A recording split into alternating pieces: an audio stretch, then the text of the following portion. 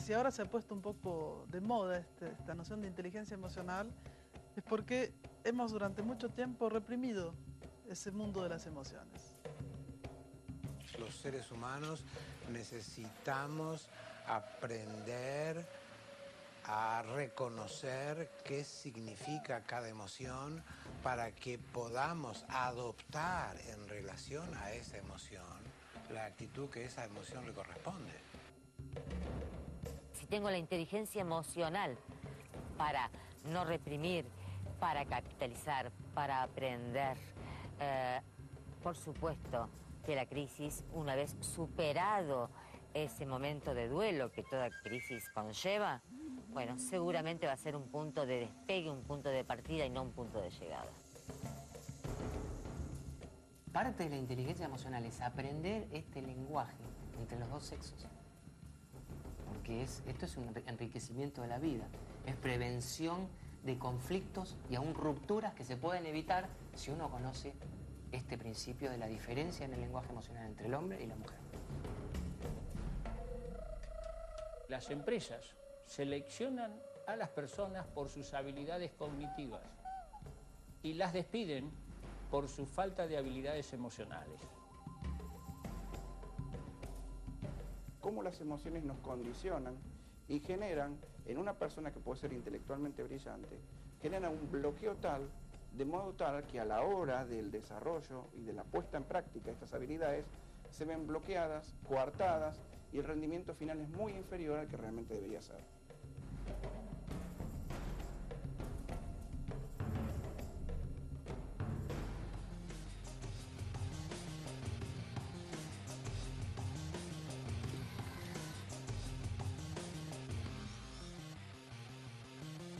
Inteligencia emocional. ¿Por qué a algunas personas les va mejor en la vida que a otras? ¿Por qué algunas con alto coeficiente intelectual y que se destacan en su profesión no pueden aplicar esta inteligencia en su vida? Van a la deriva, del sufrimiento al fracaso. ¿Y por qué otras con un alto cociente intelectual terminan trabajando para otras que tienen un cociente intelectual más bajo, pero que saben conectarse, influir y relacionarse mejor? La respuesta está en las emociones.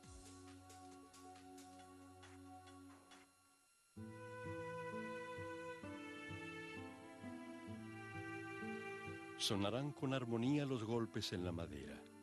Tendrá el espíritu una caja pequeña de cuerdas finas para hablar del mundo en todos los idiomas. La música puede convertirnos, llevarnos o traernos de un lugar a otro.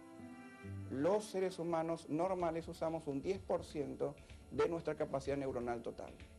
Los superdotados que salen en los diarios, un tipo Einstein o Stephen Hawking o demás, están usando el 12%, digamos. Con lo cual, eso da una idea concretamente de lo enorme y lo inexplorado todavía que hay a nivel del funcionamiento cerebral y a nivel de las capacidades teóricas que tendríamos si usáramos, por ejemplo, un 20 o un 30%.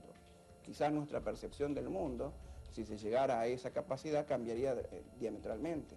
Tendríamos sentidos exacerbados a tal punto, como nuestro oído, como nuestro olfato, como nuestra visión, que cambiarían dramáticamente la concepción de nosotros mismos y de los otros, digamos. Y esto produciría absolutamente una revolución. ¿Puede haber algo más importante que entender lo que nos pone felices o enojados, nos entristece, nos da miedo o nos deleita? ¿Cómo influyen nuestras emociones en nuestros recuerdos, percepciones, pensamientos y sueños? ¿Están las emociones grabadas a fuego en nuestros genes o el cerebro las aprende de su entorno? En los últimos 10 años, que se fue llamada la década del cerebro, se avanzó más en el conocimiento del funcionamiento de la mente, de las hormonas, de los neurotransmisores, del sistema nervioso, que en toda la historia anterior de la humanidad.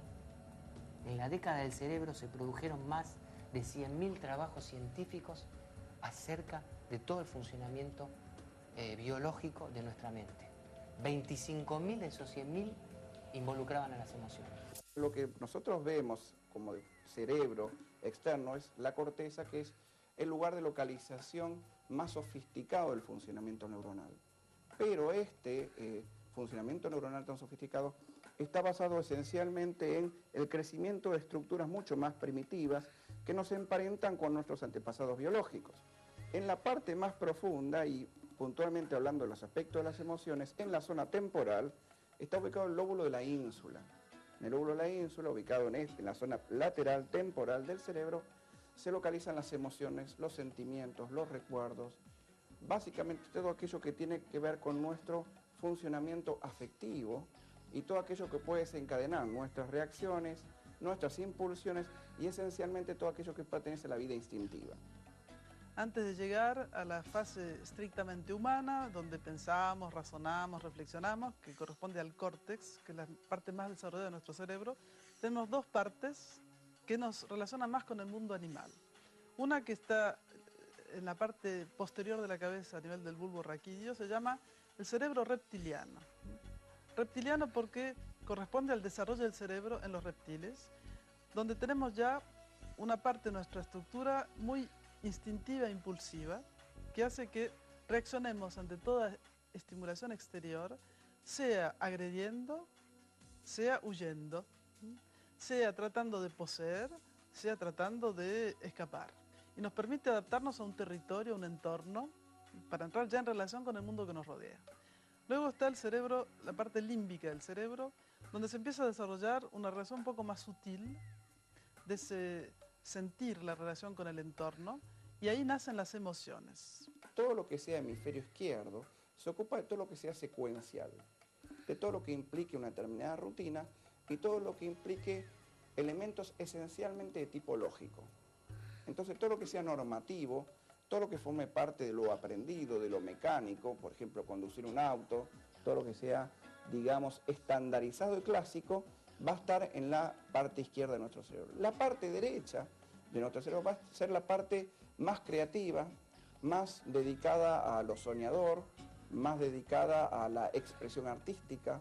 Sin darnos cuenta hemos dejado de lado el costado que llamaríamos más femenino de nuestra psiquis, que era el que creaba toda la relación, que vive por imágenes, que tiene una visión intuitiva e instantánea de las cosas, más espontánea, más directa. Y ahora nos dimos cuenta que debe trabajar con los dos, porque el punto común entre esa inteligencia racional y la inteligencia emocional es la palabra inteligencia.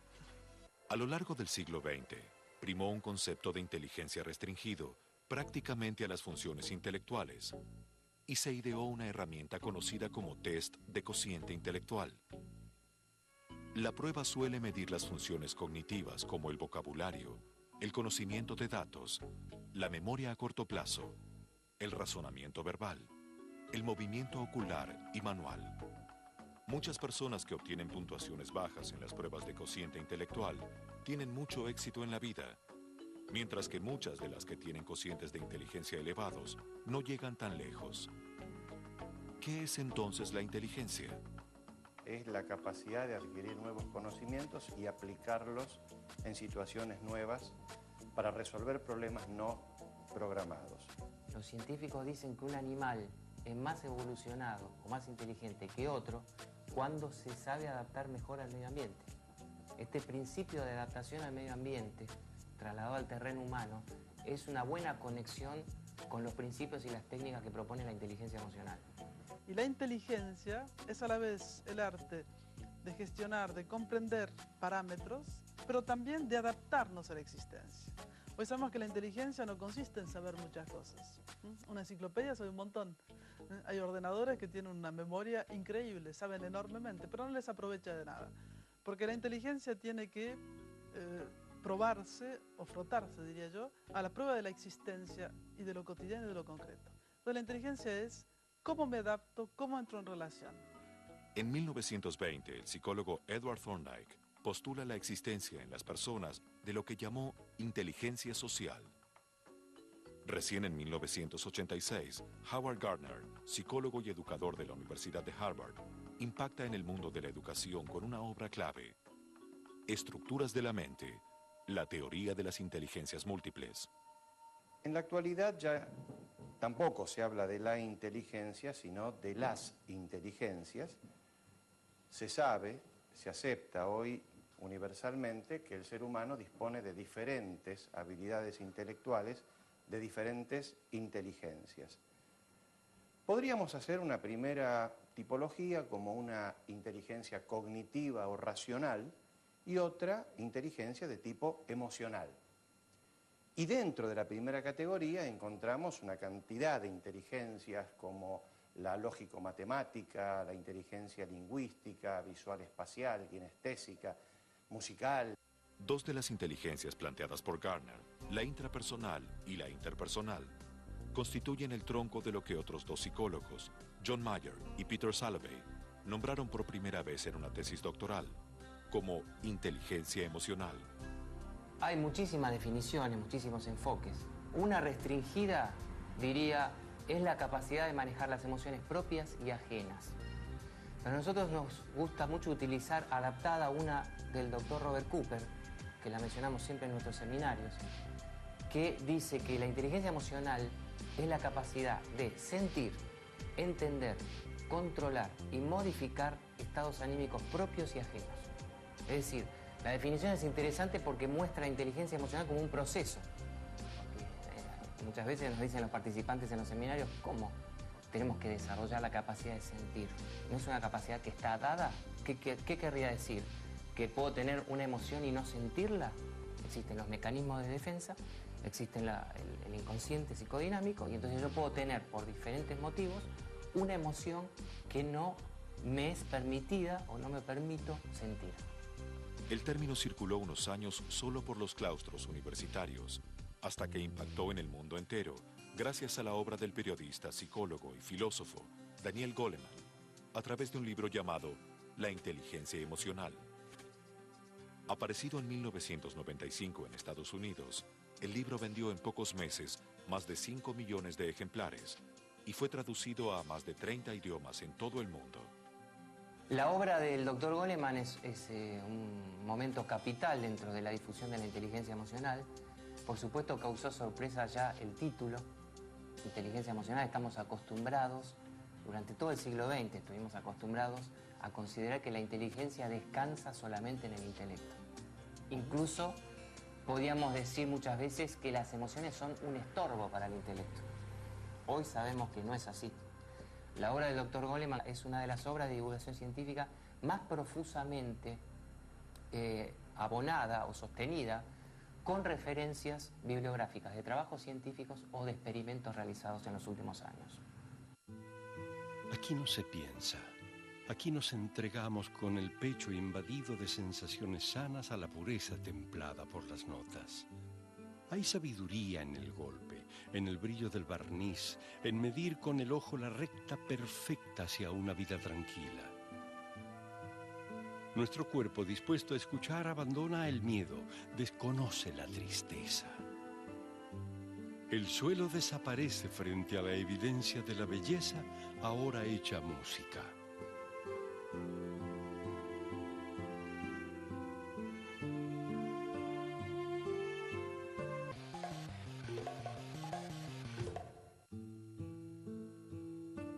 Veo negativo. Recibo lo que recibo con ansiedad y veo negativo. La soledad saldrá del sobre para confundirme o dispararme a sentimientos que no domino ni puedo dominar. No es maldad, es la congoja que me reduce a lo inmediato. La incomprensión del otro es el arma que no permite salir de este momento. Todo se hace espinas. La palabra emoción viene del latín emovere, que quiere decir ser movido por. Lo que nosotros a veces no nos damos cuenta, nos olvidamos, es que estamos constantemente movidos, o sea, emocionados, tocados, afectados por todo lo que nos rodea, y lo que aún menos nos damos cuenta es a qué punto nosotros mismos afectamos a los otros. Nosotros decimos, me afectó tal cosa, pero olvidamos que nuestra propia presencia, nuestra manera de ser, nuestra manera de hablar, etcétera, está constantemente afectando el entorno. ¿Cuál es la función original de las emociones? Según Charles Darwin, las emociones se han desarrollado en su origen para preparar a los animales para la acción, en especial en una situación de emergencia. Ante el peligro, todos los animales reaccionan bruscamente en centésimas de segundo. Las aves levantan vuelo.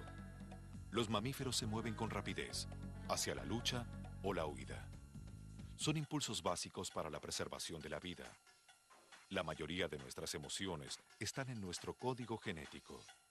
Para que alcancemos la tan necesaria y deseada inteligencia emocional, lo primero que tenemos que reconocer es que no existen emociones negativas. Que ya el llamar a una emoción negativa es una forma de descalificación que ya está hablando de nuestra ignorancia emocional y que nos perturba la posibilidad de comprenderla y de aprovecharla. Podemos hablar de emociones más agradables. Por ejemplo, si estoy en una situación en la que me siento contento, feliz, puedo sentir alegría, gratitud, son emociones agradables.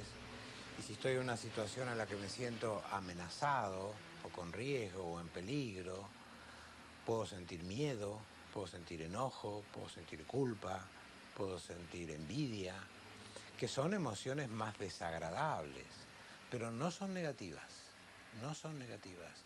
Son emociones que nos informan con una precisión exquisita acerca de la naturaleza de la situación en la que estamos experimentando en ese momento. Todos los sentimientos y todas las emociones tienen una razón de ser. Ningún sentimiento es malo en sí, simplemente cumple su función. Ningún sentimiento hace daño si lo sabemos aprovechar. El terror